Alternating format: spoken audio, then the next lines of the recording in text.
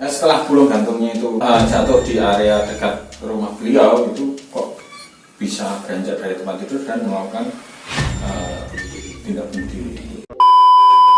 Assalamualaikum warahmatullahi wabarakatuh. Kembali lagi di channel kecintaan kita bersama, channel Hudan Bahaja. Pada video kali ini saya nggak akan ngebahas tentang dunia otomotif, tapi kali ini saya bakal ngebahas tentang fenomena. Nah, ini ditemani dua sahabat karib. Nah, yang dari pojok dulu, enggak Mas. Ya, saya Fajar Ngazizi, oke. Dan yang tengah, saya Ruri. Oke, jadi dua orang teman saya ini teman kerja semua. Nah, dan di video kali ini semuanya ada sangkut pautnya sama topik yang akan kita bahas. Jadi topiknya pada malam hari ini adalah fenomena pulung gantung. Pulung gantung. Oke, sebelumnya saya jelaskan dulu nih, apa itu pulung gantung. Oke, ini kita ambil dari news.detik.com. Nah, headline-nya itu misteri pulung gantung, fenomena bunuh diri 33 orang per tahun di Gunung Kidul. Jadi ini 33 Ini orang semua ya? ini orang semua ini. Ini orang semua. Aduh. Apa? Aduh. News tahun 2016. Di tahun 2016 33 orang, dan kayaknya tuh di tahun berikutnya itu nambah jadi berapa gitu, sekitar 40-an. Di 2017-nya. Ya, di 2017-nya gitu. Nah, pulung gantung sendiri itu kalau menurut di detik ini dan yang dipercaya oleh masyarakat sekitar atau masyarakat Gunung Kidul, pulung gantung itu digambarkan seperti sebuah bola api berpijar, warnanya merah. Jadi seperti apa ya Mas itu? Ya, berarti diibaratkan biar gampang untuk menggambarkannya. Mas Fajar pernah bermain bola api sing kayak sih Yang dipakai obor itu. Makan, ya. Pakai kelapa itu. Itu kalau di Kebumen itu namanya kemangmang. kemangmang. Seperti kemangmang. Jadi, kemangmang seperti kemangmang gitu. Bola api lah. Bola api seperti bola api kekuningan dan mempunyai ekor. Ekornya itu warnanya merah. Pulung gantung bergerak di atas langit dan berpindah-pindah dari satu daerah ke daerah yang lain. Tempat pulung gantung yang jatuh dipercayai oleh masyarakat tempat itu akan ada warga meninggal dengan cara bunuh diri. Jadi seperti itu Mas.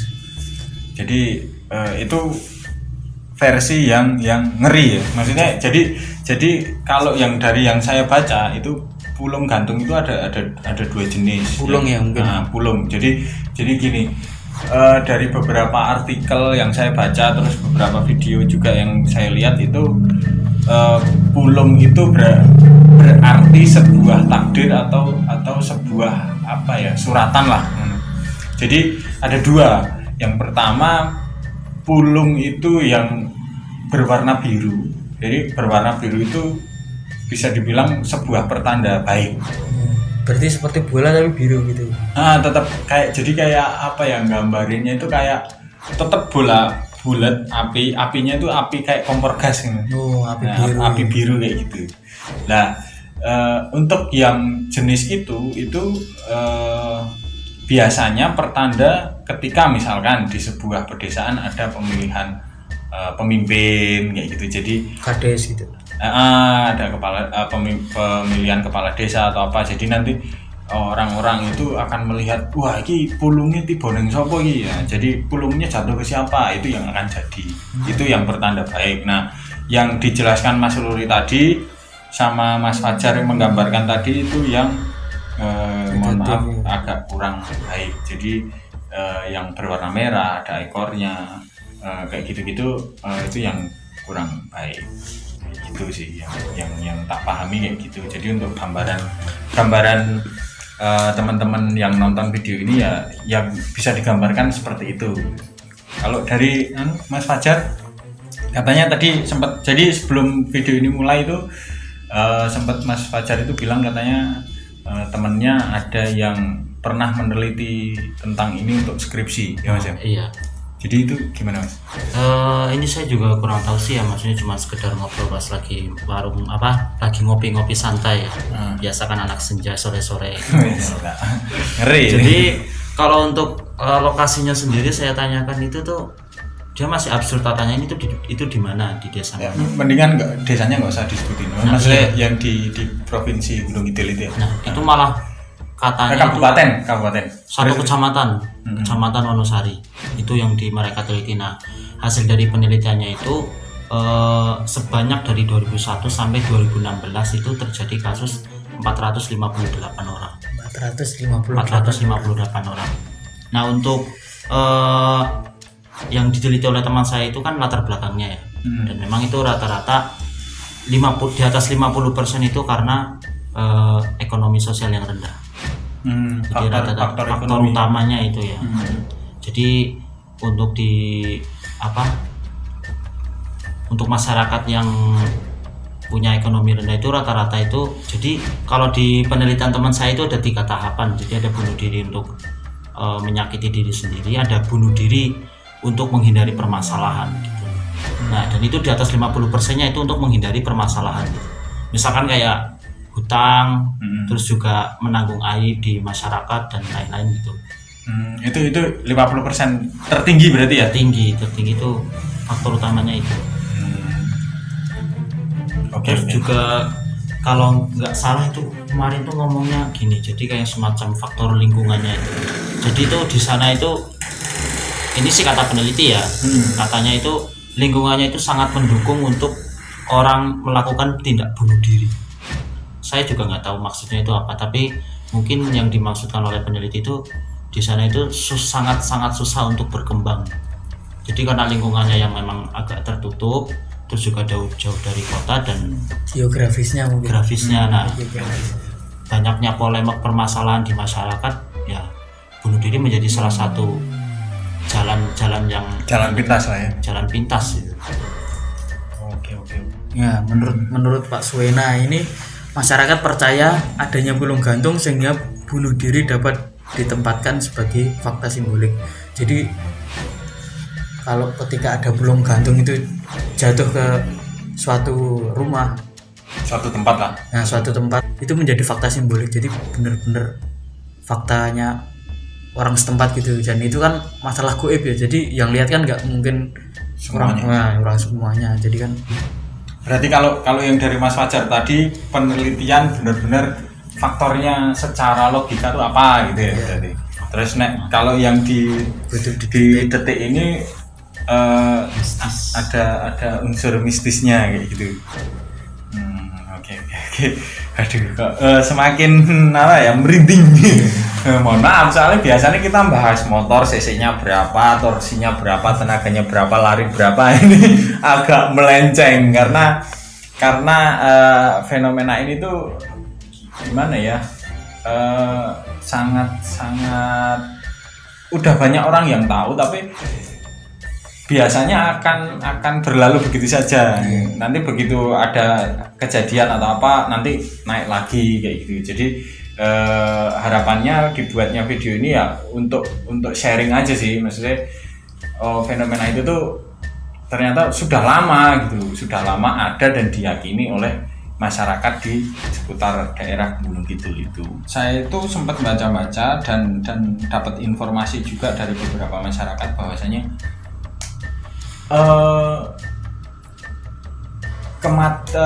sebuah kematian yang disebabkan oleh gantung diri itu sebenarnya tuh nggak ada. Maksudnya ketika tadi dari Mas Fajar bilang ada faktor ekonomi atau apa, itu sebenarnya pendukung Mas. Jadi kalau yang jadi di YouTube itu ada yang bahas bulung gantung itu.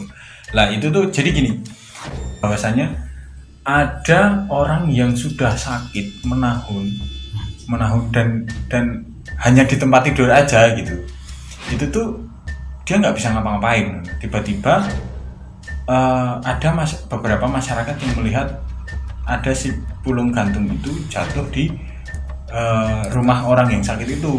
Terus akhirnya mereka sampai berpatroli gantian untuk jaga di rumah itu agar supaya itu nggak terjadi. Maksudnya mungkin menjaganya bagaimana entah, tapi bergantian lah intinya menjaga gitu.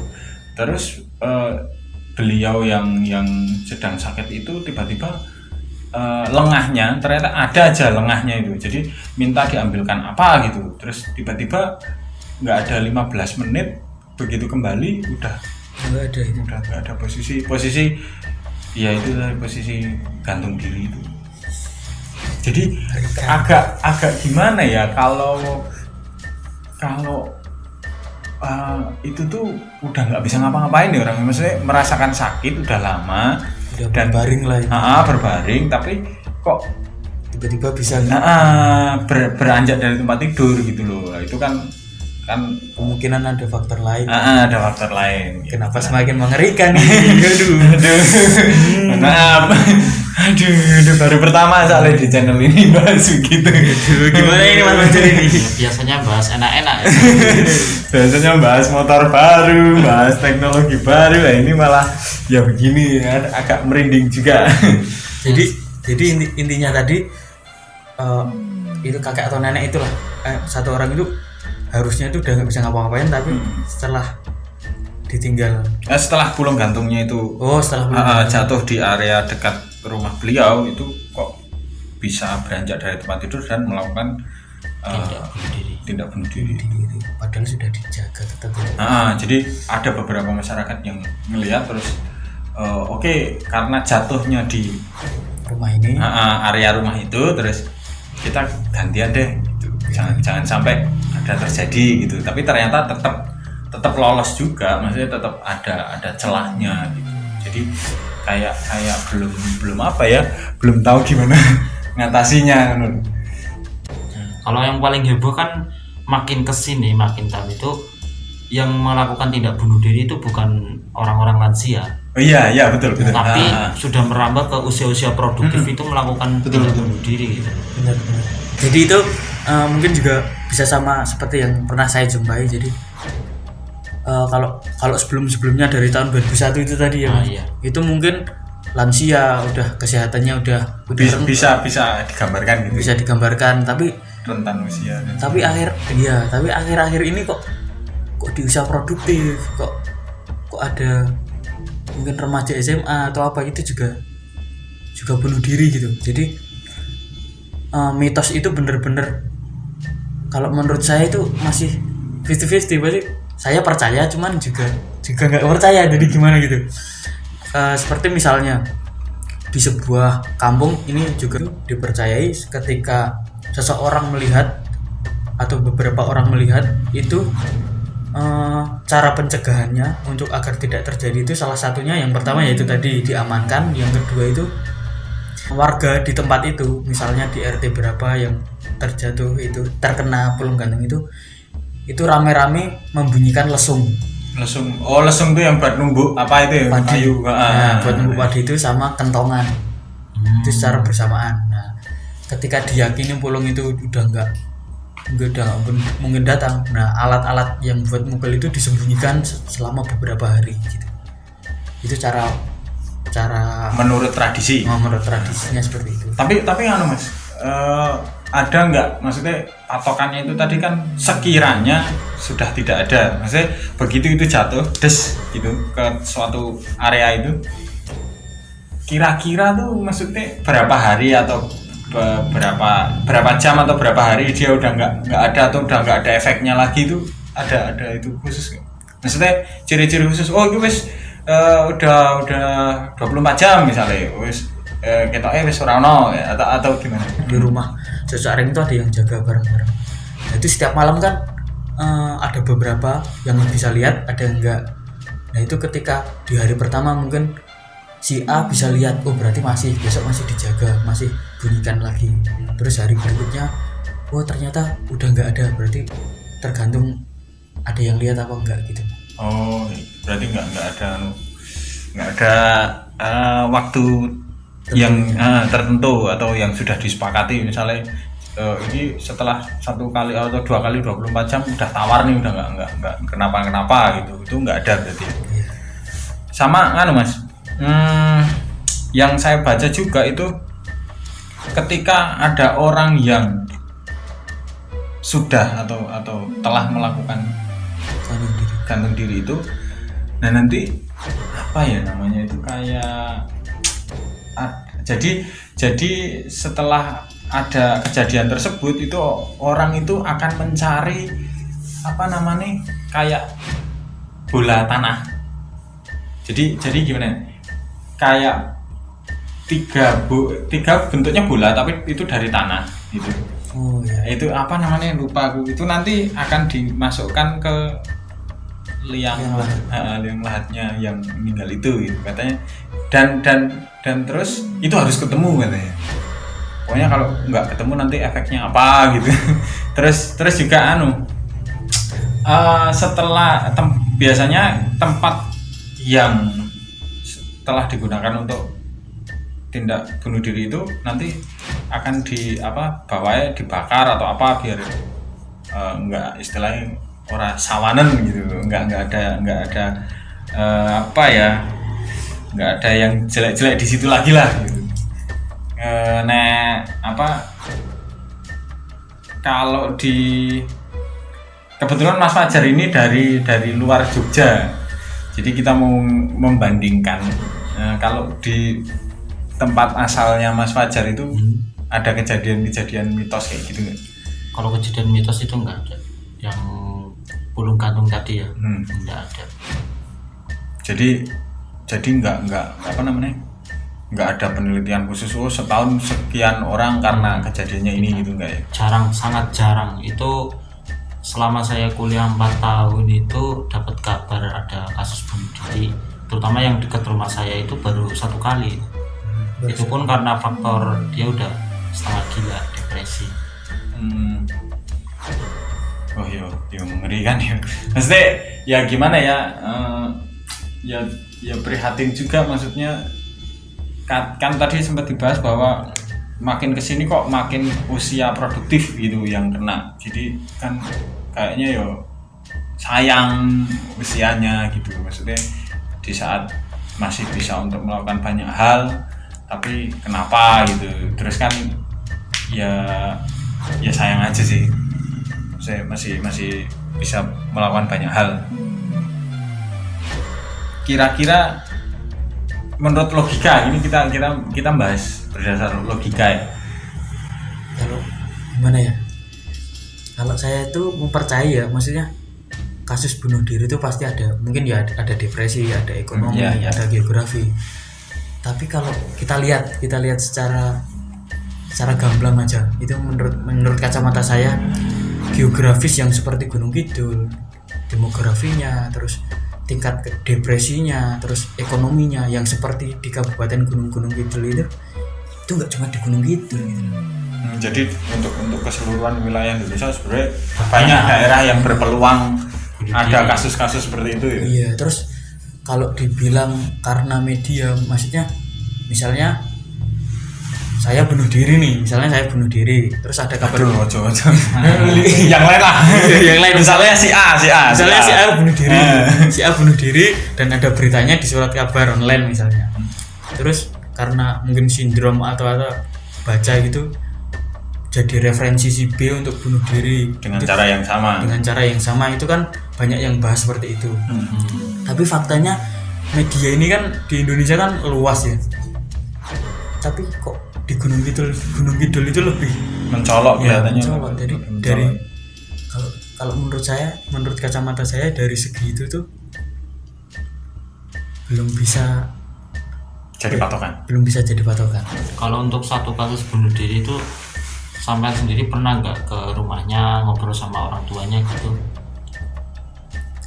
Kalau untuk ngobrol sama orang tuanya dan gimana itu belum sih, tapi akhir-akhir ini atau belum lama ini saya kan juga menjumpai di suatu daerah dan itu dekat dengan rumah saya. Jadi kejadian itu sangat cepat. Jadi antara dia bersendagurau dengan temannya itu mungkin nggak sampai 1 jam terus dia menyendiri dan melakukan hal tersebut. Maksudnya tidak ada proses depresi yang mungkin berhari-hari atau mungkin beberapa minggu terus dia baru memutuskan untuk itu. Tapi kita juga nggak tahu ternyata apa yang disembunyikan ya, kan? kita nggak tahu apa yang disembunyikan. Mata kita melihat langsung itu kayak nggak ada apa-apa. Yuk, tiba-tiba aja kayak gitu kan ya. Ya mungkin tadi ngopi sama kita terus tiba-tiba 1 jam setelahnya. Nah itu anu ya, apa namanya, makanya fenomena atau mitos itu bisa berjalan, apa bisa ada di masyarakat karena memang nggak ada ciri-cirinya orang yang mau seperti itu.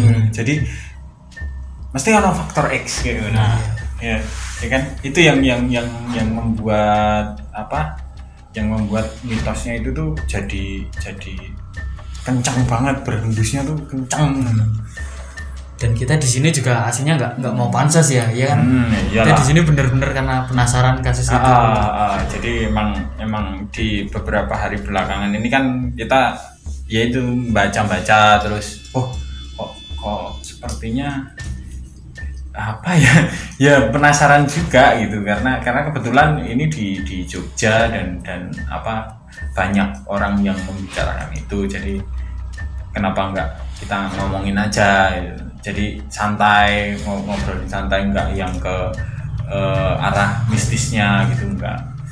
Terus lanjut lagi, saya juga dapat masukan dari beberapa orang yang saya ajak diskusi bahwa memang ternyata penawar paling mujarab ya mendekatkan diri. Iya.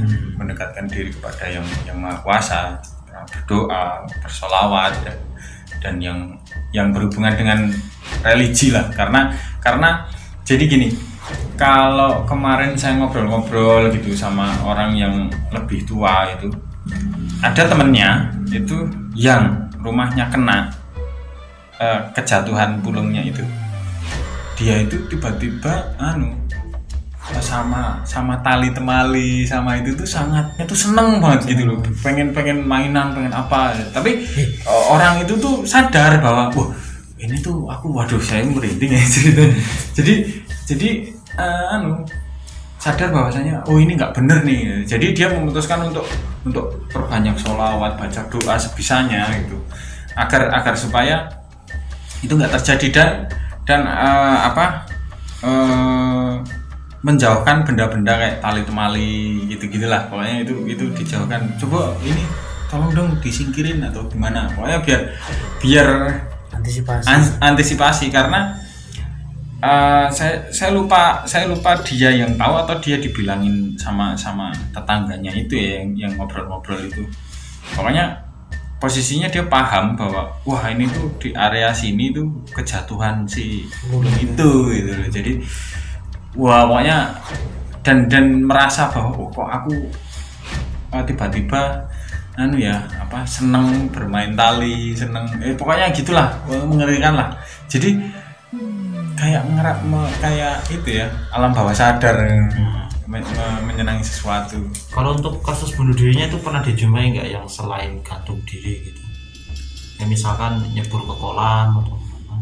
Wah kalau itu sih belum baca segitu ya. Masa saya belum pernah membaca artikel yang mengatakan secara spesifik selain gantung diri ya. Jadi kalau memang ada beberapa, cuman nggak tahu yang beberapa itu bagaimana caranya, cuman yang spesifik yaitu gantung diri. Memang sih dari berbagai info itu hampir semua itu gantung diri gitu. Ketika tadi dikaitkan dengan pasca dijatuhi pulung lalu kita tiba-tiba senang dengan tali temali, itu kan kok masuk juga itu. Bisa masuk ke logika. Soalnya memang sangat jarang aku menerima berita itu fenomena bunuh diri di Gunung Kidul selain gantung diri. Hampir semuanya gantung diri. Ya ngeri ya. Aduh. Jadi gimana ya? Ya itu kan ada faktor logisnya, ada goibnya. Jadi kalau ketika faktor logikanya atau faktor kayak demografi, geografi atau apa itu udah nggak bisa dan tinggal faktor goibnya, ya kita melawannya dengan goib itu tadi, dengan dekat diri sama Tuhan. Iya. Itu sih yang paling bisa kita lakukan. Betul. Penelitian teman saya ternyata sangat banyak, udah sangat banyak penelitian mahasiswa tentang fenomena bunuh diri ini. Gitu. Ada file gitu. Filenya itu kalau yang saya temukan sih baru satu, tapi dari satu ini saja itu iya. referensinya udah banyak banget yang Gini aja ditunjukin aja bahwa beneran baca gitu. Gini aja di. Oh, iya. Nah, jadi kita nggak ngomong sembarangan. sembarangan maksudnya. Memang kita nyari sambil ngobrol kayak gitu, apa yang kita tahu sedikit, terus apa yang ada di berita kayak gitu. Bahkan di tahun 2003 itu udah nggak tahu nih dosen atau apa itu, dia menerbitkan buku dengan judul Kisah-kisah Bunuh Diri di Gunung Kidul. Karena saking banyaknya fenomena ini. Oh iya, kemarin saya juga itu nyari di hashtag di Instagram itu hashtag Pulung Gantung itu ada buku apa ya namanya, lupa aku. Pokoknya ya mungkin buku-buku kayak gitulah, iya. membahas tentang fenomena-fenomena yang berkaitan dengan bunuh diri di Gunung Kidul. Mungkin yang menarik lagi ini, sejauh ini kan sudah sangat banyak ya, terutama tadi dari 2001 sampai 2014 saja itu sudah sampai hampir 500 kasus. Nah, tanggapan dari pemerintah daerah itu, kalian yang sebagai orang sana itu dapat nggak gitu, misalkan oh ini pemerintah menanggapi kasus ini seperti ini gitu. Kalau aku kemarin itu baca di di Sorot Gunung Kidul sama di apa itu yang satunya. Itu pokoknya ya akan secara spiritual akan banyak diadakan pengajian, terus juga ada sosialisasi, ada kayak gitu-gitulah. Intinya untuk bagaimana secara religi masing-masing orang itu agar supaya semakin wawasannya semakin luas lah. Maksudnya apa ya, bukan berarti nggak luas, tapi ilmu kan banyak ya. Jadi apa yang kita tahu saat ini itu kan hanya paling setitik dari selautan ilmu yang ada di dunia. Jadi harapannya kan dengan adanya sosialisasi, yaitu tadi penyuluhan dan acara-acara yang berkaitan dengan religi itu akan mengurangi itu. Tapi ini saya ada yang lebih menarik ini. Gimana? Ini di kumparan.com, ini salah satu warga ya.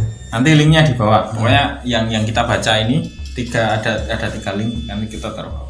Ini di salah satu kecamatan ya, nggak usah saya sebutkan ya. Oh jangan, sensitif, itu bahaya. Ini terjadi pulung gantung ini. Benar-benar tercengang karena melihat mirip bola api dari barat bergerak ke timur. Nah, kendati demikian, titik-titik nama orang ini tidak ingin beropini tentang cerita pulung gantung tersebut dan mempersilahkan orang lain percaya atau tidak karena ini hak mereka masing-masing. Tapi faktanya di daerah wilayah timur dari desa tersebut, di Jatipulung itu, ada orang yang meninggal juga setelahnya karena gantung diri. Waduh, luar biasa. Ya Allah, paling selamat. Aduh, mudah-mudahan ya kita semua dijauhkan dari mara bahaya lah. Dan selamat deh. Aduh, banyak selamatnya. Ada lembaganya ini. Oh, ada lembaganya. Ini ketua yayasan Imaji, lembaga pemerhati bunuh diri. Oh, sampai ada yayasannya ya. Berarti memang fenomena ini tuh benar-benar sudah melekat lama ya, sudah ada lama ya. Dan pemerintah pun saya yakin juga udah berusaha, maksudnya udah bikin itu. Jadi nggak hanya berdiam diri ya, good job buat pemerintah. Mudah-mudahan hasilnya semakin ke depannya semakin turun, dan mudah-mudahan udah nggak ada lagi lah. Mudah-mudahan udah nggak ada lagi, karena udah nggak lagi nggak ada lagi bunuh diri. Iya. Karena kalau gini Mas Ruri sama Mas Fajar, kalau kita lihat di daerah-daerah selain kabupaten itu tuh nggak ada ya. Maksudnya di Jogja ini kan Dekat-dekat. empat kabupaten ya, atau lima kota madya 4 kabupaten. Iya. Maksudnya di kabupaten yang lain itu jaraknya itu berdekatan dan di kabupaten lain tuh nggak sekencang itu. Maksudnya mitosnya tuh nggak berhembus sekencang itu dan kejadiannya juga nggak banyak. Cuman di itu aja, daerah itu aja sih. Mengerikan. Kira-kira kalau dari Mas Fajar masukannya apa nih Mas? Salah satu nanti. Kalau dari sudut pandang pribadi ya, maksudnya dari Mas Fajar ya. Kalau saya sih dari ini sih untuk yang usia produktif ya, terutama. Kalau untuk lansia mungkin saya sering jalan-jalan saja. Misalnya kayak Mas Uri sampaikan ke kota gitu, jalan-jalan ketemu teman banyak orang kan. Mengisi waktu gitu. Mengisi waktu. Nambah referensi. Oke. Soalnya kalau saya kan memandangnya dari sisi sosiologisnya ya, banyak dari kasus-kasus ini tuh sebenarnya masalah yang hampir semua orang itu mengalami. Misalkan masalah dari sama keluarga, ekonomi, lalu juga tadi penyakit gitu loh. Sebenarnya kan itu masalah yang mungkin kalau kita lebih berinteraksi dengan dunia luar Itu semua itu teratasi gitu. iya. Maksudnya permasalahan yang mohon maaf tapi permasalahan yang umum terjadi ya, Iya. masalah ekonomi ya kita semua masing-masing punya Masing-masing lah punya. gitu. Oke, dari Mas Fajar, terus dari Mas Ruri. Ya mungkin sama-sama Mas Fajar ya. Jadi kita mungkin mengalihkan cara kita larinya ke hal-hal yang positif terus. Ya banyak keluar dengan orang-orang yang tepat mungkin. Iya. Itu dan sama yang paling utama ya Nyari pacar. Oh bukan ya. yang pertama mendekatkan diri Mendekatkan sama Tuhannya. Gitu sih. Om. Oke, jadi ya itulah beberapa masukan dari teman-teman. Jadi kalau dari saya sendiri juga kuncinya tetap permasalahan apapun selagi kita masih diberi problem oleh Tuhan berarti Tuhan menganggap dan Tuhan memastikan bahwasanya kita sanggup untuk melewati itu. Jadi pokoknya siapapun yang sedang ada problem yang nonton video ini, pokoknya yang semangat. Kita semua pasti punya problem lah. Jangan sampai berpikiran yang aneh-aneh apalagi untuk sampai mengakhiri hidup gitu. Kira gitu ya. Iya. Ya mungkin cukup Cukup lah ini videonya sudah agak ngeri. Jadi di terakhir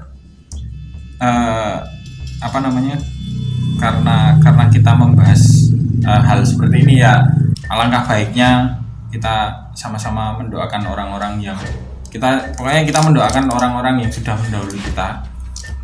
Mudah-mudahan diberikan kelapangan jalannya. Aduh, jadi grogi.